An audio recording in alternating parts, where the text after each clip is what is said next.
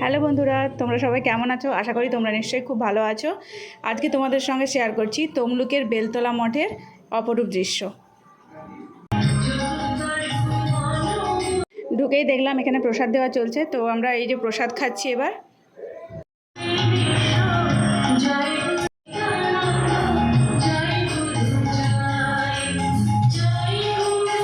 মন্দিরের ভেতরের এই কারুকার্যগুলো দেখো কত সুন্দর।